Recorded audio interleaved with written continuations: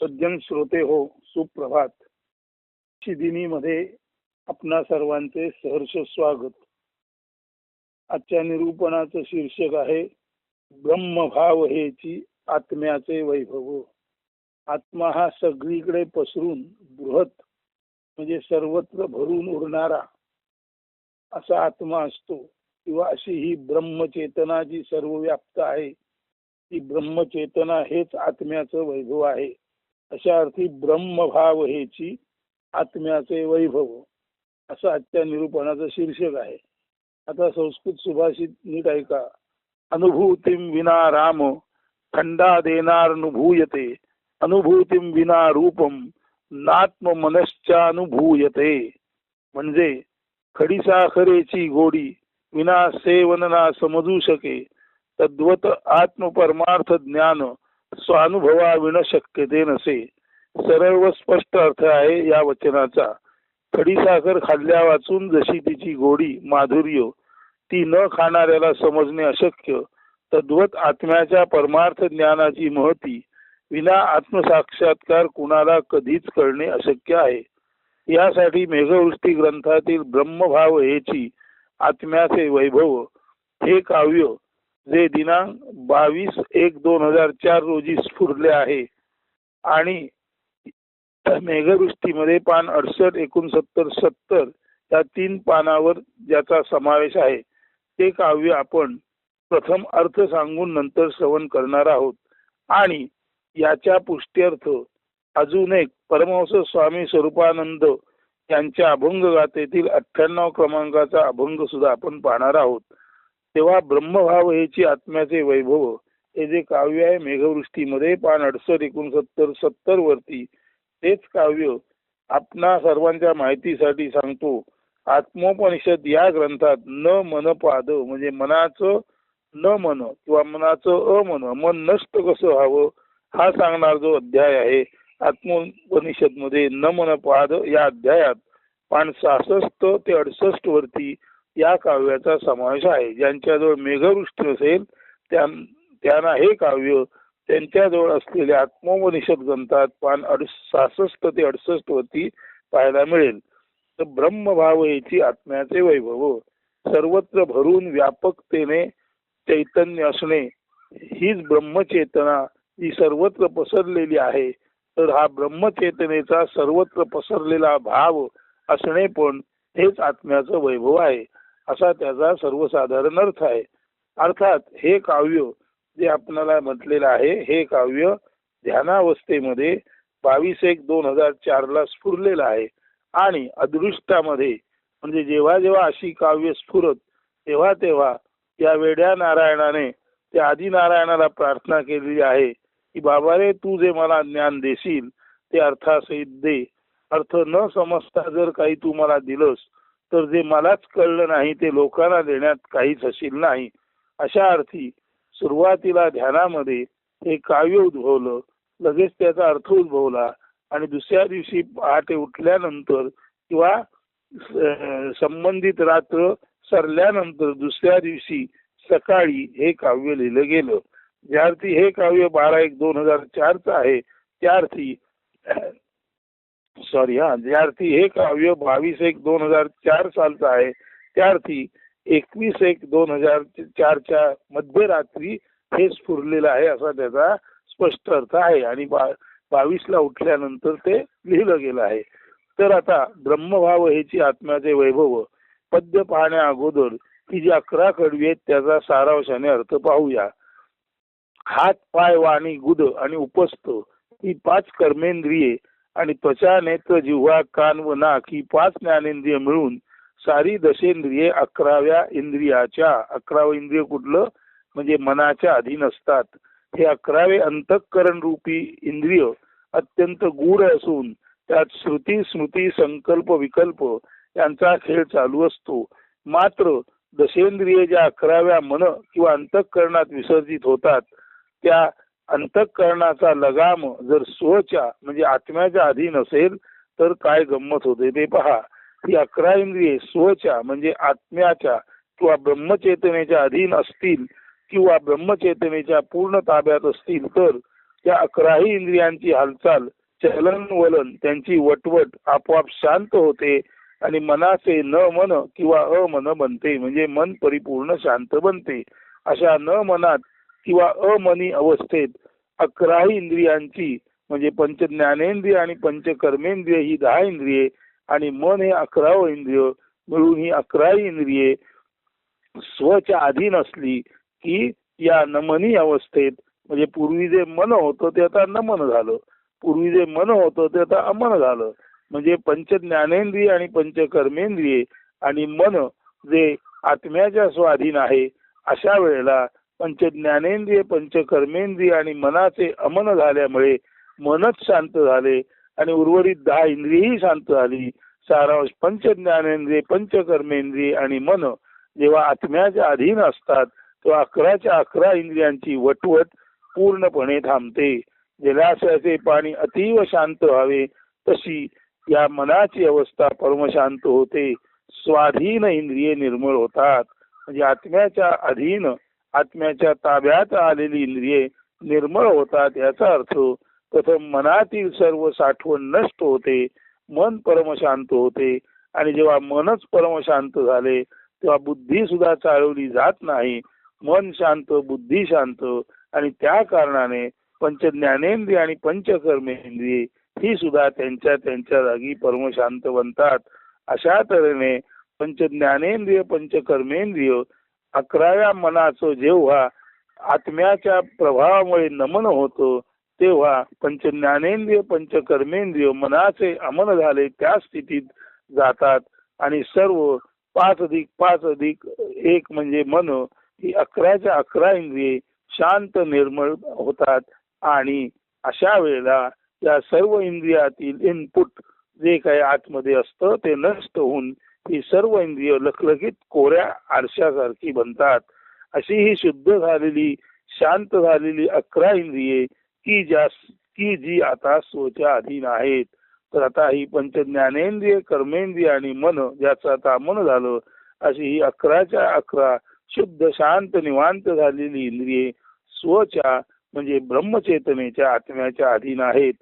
आणि अशा वेळेला एक गोष्ट घडते की जेव्हा मन शांत होते आणि मन शांत झाल्यामुळे पंच ज्ञानेंद्रिय आणि पंच कर्मेंद्रिय शांत होतात. याचं कारण ही 11च्या 11 इंद्रिये आत्म्याच्या अधीन असतात आणि आत्म्याच्या अधीन जेव्हा ही 11च्या 11 इंद्रिय होतात तेव्हा बुद्धीचं प्रज्ञेत रूपांतर होतं. सर्वसाधारण बुद्धी पुढचं जाणणारी, साक्षात्काराचा अनुभव घेणारी अशा तऱ्हेने रूपांतरित होते. म्हणजे पंच ज्ञानेंद्रिय पंच कर्मेंद्रिय आणि मनरूपी अमन जेव्हा आत्म्याच्या अधीन असतात त्या बुद्धीचं प्रज्ञेत म्हणजे बुद्धी साक्षात्कार पाहण्याच्या दिशेने अग्रेसर होते आणि त्यानंतर स्वमध्ये विसर्जित झालेल्या 11 इंद्रियांमधून शुद्ध जाणीव, प्रज्ञा, अलौकिक प्रातिभिक क्षमता जन्माला येते. त्यालाच सज्जनो रुद्र म्हणतात. म्हणजे पंच ज्ञानेंद्रिय पंच कर्मेंद्रिय जेव्हा मनाचे अमन होते तेव्हा ही 11च्या 11 इंद्रिये आत्म्याच्या स्वाधीन होतात आणि आत्म्याच्या स्वाधीन जेव्हा 11 इंद्रिय होतात तेव्हा जी सर्वसाधारण व्यावहारिक बुद्धी आहे तिचीही वटवट थांबते आणि ती बुद्धी आता प्रतिभावान ज्ञानचक्षु मध्ये रूपांतरित होते आणि त्याच बुद्धीला या आत्म्याच्या वैभवाचा साक्षात्कार घडतो. अशा बुद्धीला प्रातिभिक बुद्धी म्हणतात. म्हणजे ध्यान चिंतनामध्ये जेव्हा पंच ज्ञानेंद्रिय कर्मेंद्रिय आणि मन परमशांत होतात तेव्हा बुद्धी सुद्धा परमशांत होते आणि बुद्धी परमशांत झाल्यानंतर अन्यथा जी बुद्धी पूर्वी व्यावहारिक सांसारिक मायामोहामध्ये अडकलेली असते त्यामुळे आता ती सर्वसाधारण बुद्धी प्रज्ञा पुढचे जाणणारी साक्षात्कार रूपाने आत्म्याचं दर्शन घेणारी अशी बनते आणि त्यानंतर हा ब्रह्मभाव हेची आत्म्याचे वैभव यासारखा साक्षात्कार जन्माला येतो. ही प्रज्ञा रुद्र असते. रुद्र याचा अर्थ शिव असा आहे. जे जे शिव ते ते पावन मंगलमय असते. तर रुद्र म्हणजे शिव आणि शिव म्हणजे मंगल किंवा पावन. अशा अर्थी रुद्र शिव मंगल पावन कल्याणकारी हे सर्व शब्द एकच आहेत, ज्यामुळे सर्वांचंच कल्याण साधलं जातं. तर अशी ही शुद्ध जाणीव रूपी प्रज्ञा म्हणजे आता बुद्धीला परमशांत अवस्थेमध्ये मुळाची शुद्ध जाणीव प्राप्त होते आणि बुद्धीचे प्रज्ञेत रूपांतर होणं म्हणजेच आत्म्याचा ठेवा किंवा आत्म्याचा वैभव किंवा ती चित्त शक्ती याचं ज्ञान होणं. आता यापुढे या शिवाने किंवा शुद्ध जाणीवेनेच जीवांच्या आश्रयाने खेळ चालवला असून ही शुद्ध जाणीव म्हणजे स्वची आत्मशक्ती किंवा चित्त शक्ती असून ती मधून बिंब प्रतिबिंबाचा पाण्यात सूर्यबिंब प्रतिबिंबित व्हावे तसा अविरत खेळ चालू असतो. हा शिवाने किंवा आत्मचेतनेने मानलेला बिंब प्रतिबिंबाचा खेळ म्हणजे आपले सगुण साकार जग. म्हणून नेहमीच आपण गेल्या 2-3 निरूपणामध्ये म्हटलेलं आहे की हे जग प्रातिभिक आहे. हे जग प्रातिभिक आहे म्हणजे प्रतिबिंबात्मक आहे. हे जग प्रतिरूपात्मक आहे. हे जग सावल्यांसारखं आहे. वास्तवात प्रतिबिंबाला, प्रतिरूपाला, पडछायेला, सावलीला काहीच अर्थ नाही. ही सर्व मायेची स्थिती म्हणजे फसवी अवस्था आहे. म्हणून जग प्रतिबिंबात्मक आहे हे जेव्हा जाणलं जातं तेव्हा पंच ज्ञानेंद्रिय पंच कर्मेंद्रिय ही मनाच्या अमनावस्थेत विरजित होतात आणि ही पंच ज्ञानेंद्रिय कर्मेंद्रिय आणि अमन ही जेव्हा रुद्राच्या म्हणजे आत्मशक्तीमध्ये जाऊन विसावतात तेव्हा बुद्धीचं प्रज्ञेत रूपांतर होतं आणि त्या प्रज्ञेमध्ये हे जग म्हणजे प्रातिबिंबिक आहे, प्रतिबिंबाचा खेळ आहे, प्रतिमांचा खेळ आहे, अशा अर्थी जग हे मायावी आहे समजतो. म्हणून या शिवाने किंवा शुद्ध जाणीवेने जीवांच्या आश्रयाने खेळ चालवला असून ही शुद्ध जाणीव म्हणजेच स्वची आत्मशक्ती किंवा चित्तशक्ती असून ती मधून बिंब प्रतिबिंबाचा पाण्यात जसं सूर्यबिंब प्रतिबिंबित व्हावे तसा अविरत मायावी खेळ चालू आहे. आणि या प्राथमिक सत्तेला जो ओळखतो तोच त्याच्या पलीकडील आत्मज्ञानाला जाणतो. आता हा बिंब प्रतिबिंबाचा खेळ ओळखून त्याच्या पलीकडे जेव्हा साधक जातो तेव्हा साधकाला हा स्व किंवा आत्म्याच्या चित्त शक्तीचा खेळ चालला आहे. हा खेळ सतत चालतो, नांदतो, मोडतो व पुन्हा पुन्हाला जन्माला येतो असे चक्र चालू असते. म्हणजे सर्वम जगदिदं त्वत्तो जायते सर्वम जगदिदं त्वत्तस्तिष्ठति सर्वम जगदिदं त्वयि लयमेष्यति सर्वम जगदिदं त्वयि प्रत्येति. हे जे गणपती सर्वशीर्षात गणपतीचं वर्णन केलेलं आहे तेच या आत्म्याचं पुन्हा पुन्हा चक्र नेहमी क्रमे जन्म मृत्यू स्थिती लय जन्म मृत्यू स्थिती लय अशा चालणाऱ्या चक्राचे वर्णन आहे. आता या जीवांच्या खेळात आत्म्याची चित्त शक्ती कार्यरत असते परंतु या जीवांना सर्वांना खेळवणारा आत्मा मात्र पहिल तीरावर साक्षीत्वात असतो. म्हणजे जीव ज्या प्राणशक्तीद्वारे हे सर्व खेळ खेळतात ती प्राणशक्ती मुळात आत्म्याचीच शक्ती आहे. म्हणून आत्मा पलीकडे असतो आणि सर्व जीवांमध्ये प्राणशक्ती प्राण ऊर्जा म्हणून तो राहतो आणि सर्व जीवांना या विश्वात येऊन खेळण्याचा लीलेचा आनंद तो देत असतो. म्हणून या जीवांच्या खेळात आत्म्याची चित्त शक्ती कार्यरत असते परंतु या सर्वांना खेळवणारा आत्मा मात्र पैल तीरावर साक्षीत्वात असतो. ऐल तीर म्हणजे सगुण साकार विश्व आणि पैल तीर म्हणजे त्याच्या पलीकडचं निर्गुण निराकार असणे. असा हा पैल तीरावर साक्षीत्वात असलेला आत्मा पैल तीरावर हसत राहून ऐल तीरावर खेळणाऱ्या जीवांकडे नेहमी कृपा दृष्टीने पाहत असतो. म्हणजे पहिल्या तीरावर जो आत्मा आहे तो हसत आहे. त्याच्या लक्षात येत आहे की या जीवांना कळत नाही की त्यांना खेळण्यासाठी शक्ती आत्म्याकडूनच प्राप्त झाली आहे आणि हे जर जीवांना कळलं की आत्मशक्तीद्वारेच आपण खेळत आहोत तर जीव पटकन ऐल तीरावरून म्हणजे सगुण साकारातून निर्गुण निराकाराच्या पैल तीरावर उडी मारून आत्म्यामध्ये विलीन होऊ शकतात. परंतु सर्वसाधारण जीवांना हे जरी कळत नसलं तरी या खेळातच आज ना उद्या सर्वांना त्याचं ज्ञान होईल. अशा अर्थी हा जो आत्मा आहे तो पैल तीरावर एखाद्या आईसारखा मातेसारखा असतो आणि ऐल तीरावर म्हणजे सगुण साकारात खेळणाऱ्या आपल्या बालकांकडे प्रेमार्द्र दृष्टीने पाहत असतो. माता म्हणून आत्म्याला सर्वांची काळजी असतेच असते. तेव्हा सर्व सज्जन माणसं हो, आपण जरी जीव असलो तरी जीवरूपाने प्राणरूपाने ते शिवतत्व आत्मतत्वच आपल्यामध्ये आपणाला खेळायला प्रेरणा देत आहे. परंतु ते आत्मतत्व स्वतः तटस्थ साक्षीत्वात असल्यामुळे तो रुद्र ते मंगल आत्म्याचं वैभव पलीकडे आहे आणि अलीकडे ऐल तीरावर म्हणजे सगुण साक्षात्कार सगुण साकार जगामध्ये आपण खेळत आहोत. आपण खेळत असतानाच आपणाला कधी ना कधी निश्चित आत्म्याचं ज्ञान होईल. त्यासाठी पैल तीरावरचा आत्मा एखाद्या आईसारखा ऐल तीरावरील आपल्या मुलांवर काळजीपूर्वक प्रेम कटाक्ष टाकत लक्ष देत आहे. तेव्हा आत्मा ही माऊली आहे.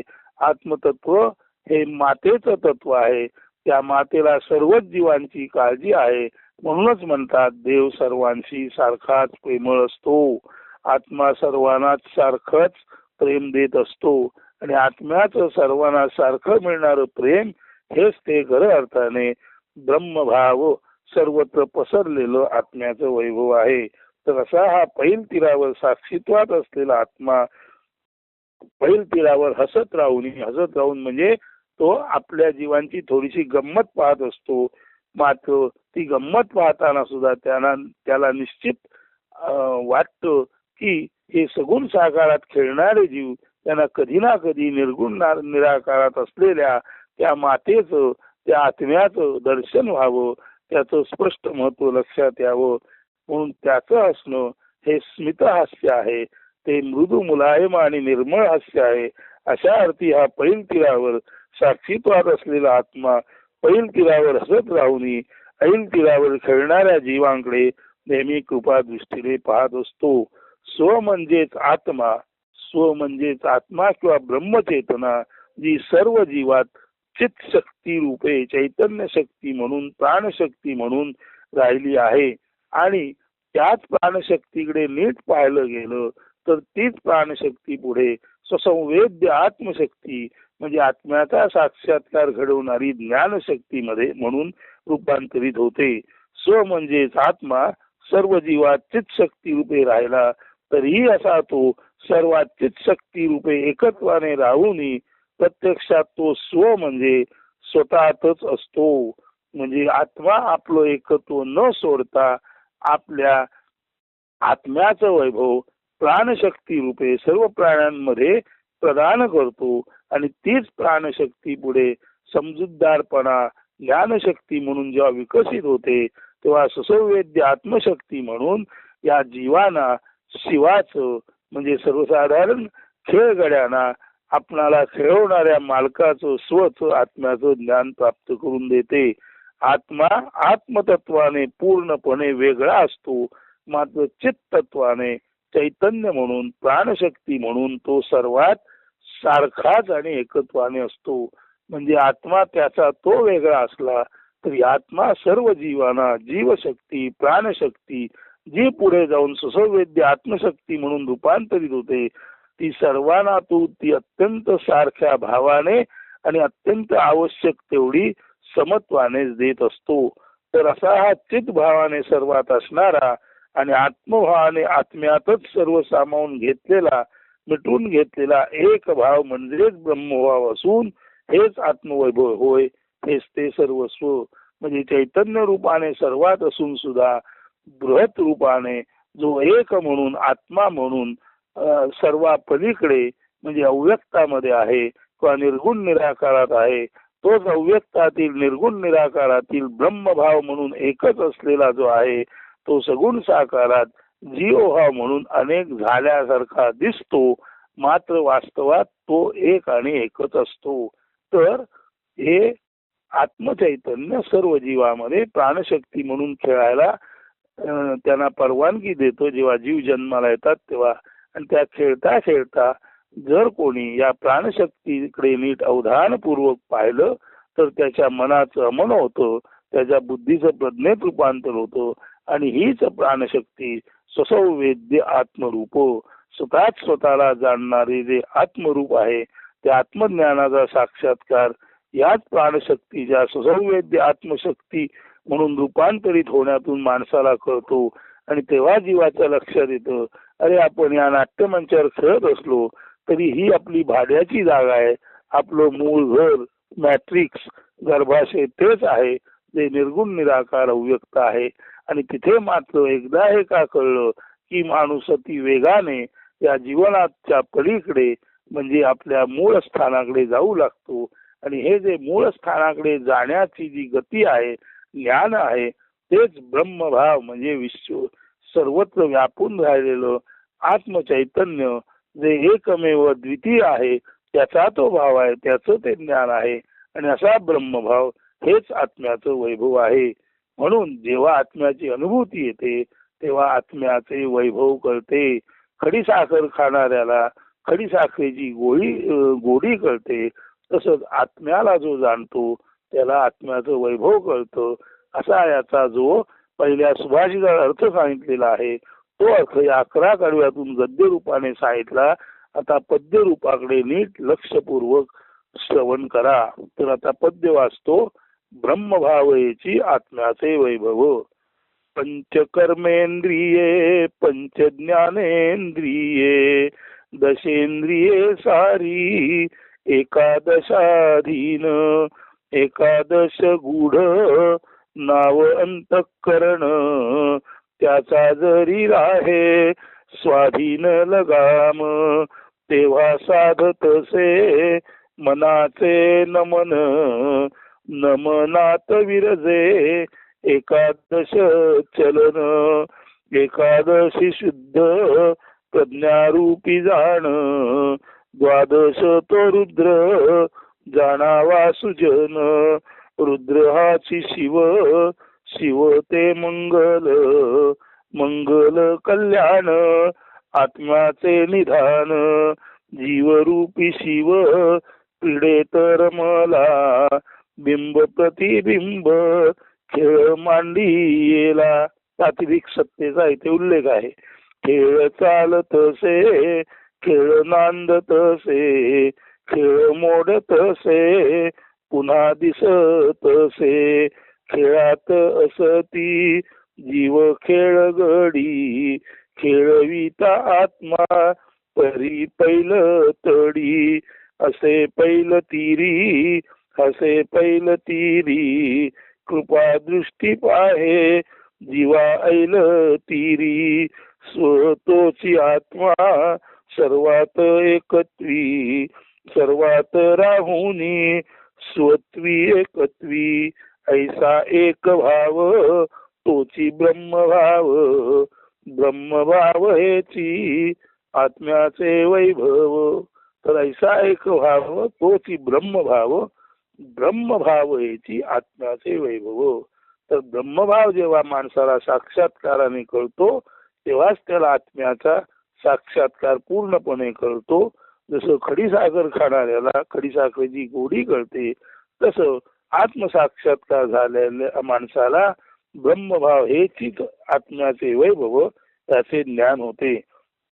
3ऱ्या कडव्यात म्हटलेलं आहे तेव्हा साधत असे मनाचे नमन नमनात विरजे एकादश चलन.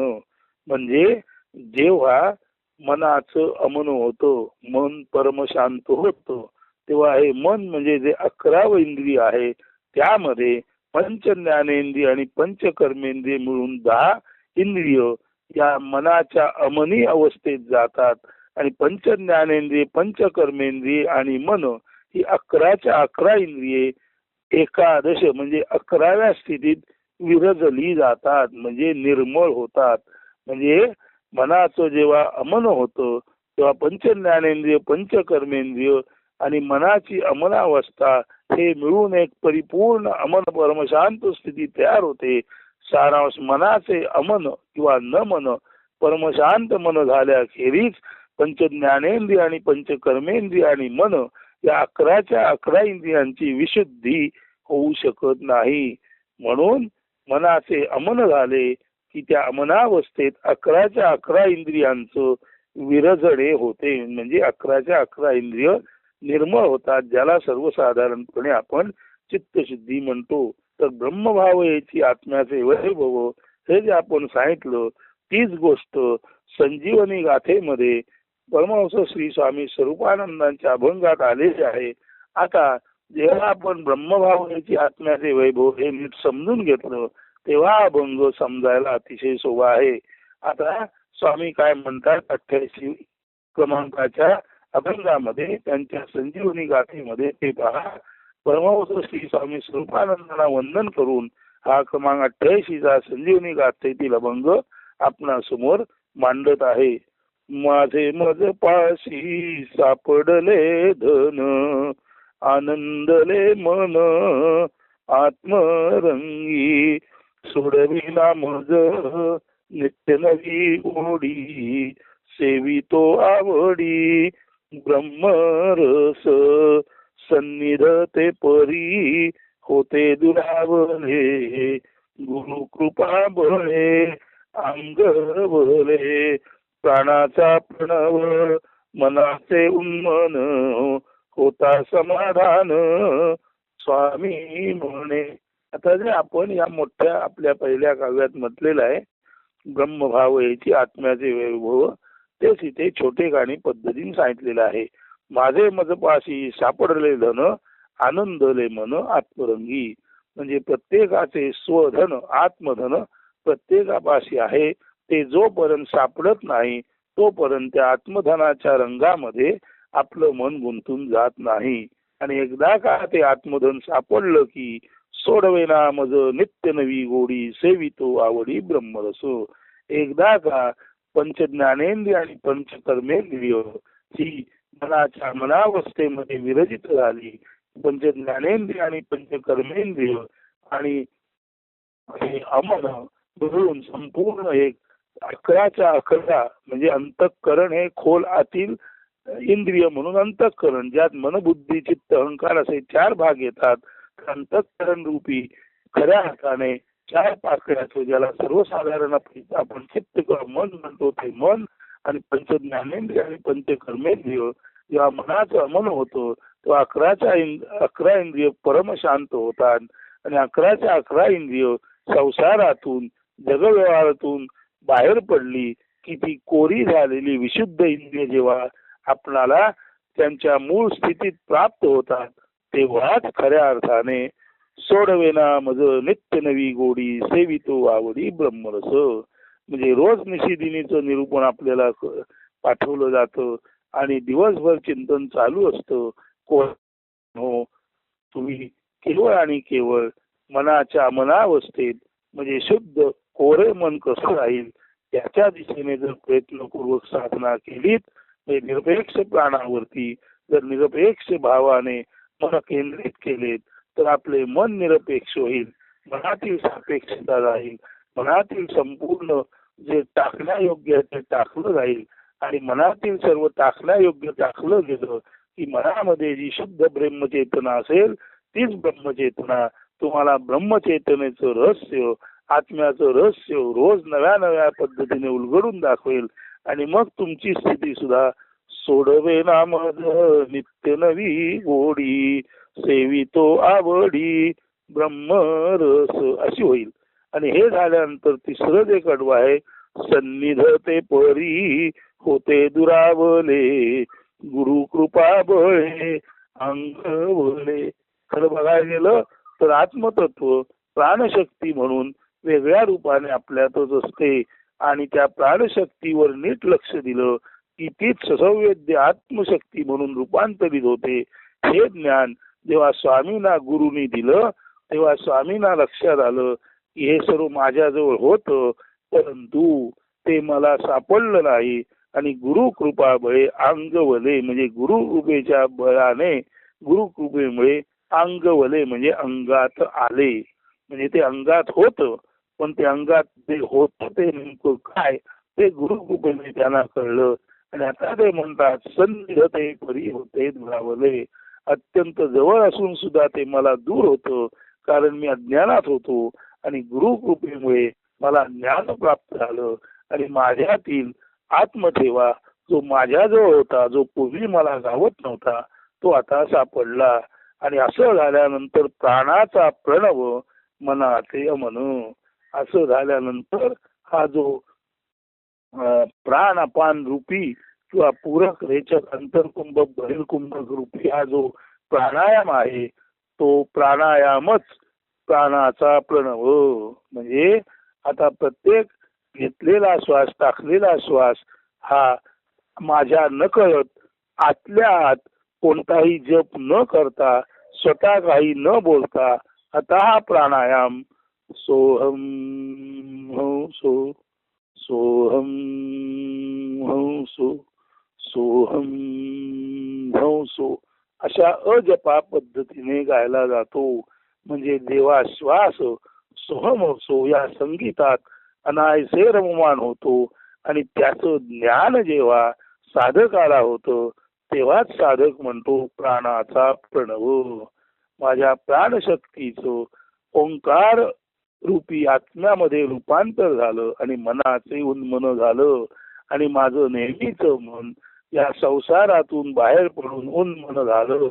म्हणजे आकाशात गेलं आणि आकाशातील ब्रह्मचेतनेचा साक्षात्कार त्याला झाला. प्राणाचा प्रणव मनाचे उन्मन होता समाधान स्वामी म्हणे.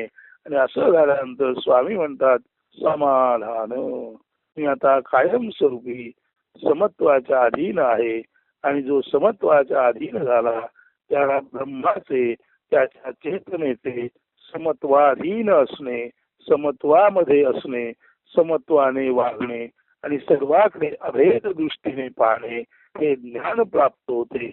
हे ज्ञान म्हणजे सुद्धा अर्थातच ब्रह्माचं वैभव आहे. तर हा छोटेखानी 88 अभंग तुम्हाला जर विस्ताराने पूर्वी 11 कडव्यात जे सांगितलंय ते नीट समजलं असेल तर समजायला अधिक सोपं आहे. तो परत एकदा वाचतो.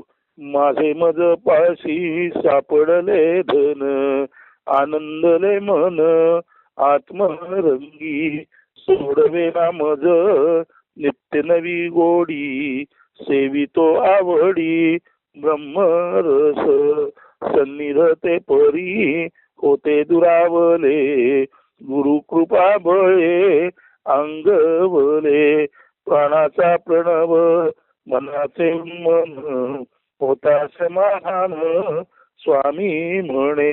म्हणून जर आपणाला ब्रह्मभावेची आत्म्याचे वैभव हे आजचं निरूपण तुम्हाला नीट समजलं असेल तर रोजच तुम्हाला आत्म्याची नवनवी गोडी मिळेल. कारण अंतःकरणातून जेव्हा तुम्ही कोरे असता तर त्या कोऱ्या अंतःकरणात आत्म्याच्या वैभवाचं दर्शन होतं. ते दर्शन पूर्ण झालं की ते लिखित स्वरूपात किंवा कथित स्वरूपात इतरांपर्यंत पोचवलं जातं. परत मन कोरं होतं आणि परत मनामध्ये नवीन नवीन आत्म्याची गोडी, आत्म्याचा साक्षात्कार घडतो. असं हे अतिशय विलक्षण असं ब्रह्मभावेची आत्म्याचे वैभव हे निरूपण खात्री आहे की आपण जीवाचे कान करून ऐकलं असाल. आणि जेव्हा जीवाचे कान करून तुम्ही असं श्रवण करता तेव्हा हे श्रवण म्हणजे खऱ्या अर्थाने आत्म्याशीच तुमचा साधलेला संवाद आहे. एकदा का आत्म्याशी तुमचा कनेक्ट संबंध पक्का झाला की तुमची काळजी आता इतरांना घ्यायची गरज नाही. तुम्ही आत्म्याशी संबंधित आहात हे तुम्ही जाणलं की त्या दिवसापासून रोज आत्मा नित्य नूतन गोडीचं माप तुमच्या पदरात टाकल्याखेरीज राहणार नाही. आणि तुम्हालाही निश्चितच ब्रह्मभावेची आत्म्याचे वैभव त्याचा साक्षात्कार होऊ शकेल. आणि आत्मवैभवाची रोज नवीन नवीन मापे तुमच्या पदरामध्ये, तुमच्या अंतःकरणामध्ये टाकली जातील आणि तुमच्या आनंदाला पारावार राहणार नाही. आणि खऱ्या अर्थाने तेव्हा तुमची अवस्था आनंदाचे डोही, आनंदाची तर आनंदाचे डोही आनंद तरंग, आनंदाची अंग आनंदाचे असं होईल. तेव्हा कृपा करून ब्रह्मभावेची आत्म्याचे वैभव हे निरूपण आपण जीवाचे कान करून ऐकलं असाल आणि तुम्हाला यात निश्चितच काही ना काही सत्याची प्राप्ती, आत्म्याचं ज्ञान मिळेल असं त्या आत्मचरणी कृपा करण्यासाठी सर्वांवर विनंती करतो. आणि तुम्हालाही या आत्मसाक्षात्काराची गोडी दिनप्रतिदिने वर्धिष्णू व्हावी अशी इच्छा परमेश्वर चरणी व्यक्त करतो. आणि आजचं हे ब्रह्मभावेची आत्म्याचे वैभव निरूपण येथेच थांबवतो. धन्यवाद. सुदिन सुप्रभात अस्तु.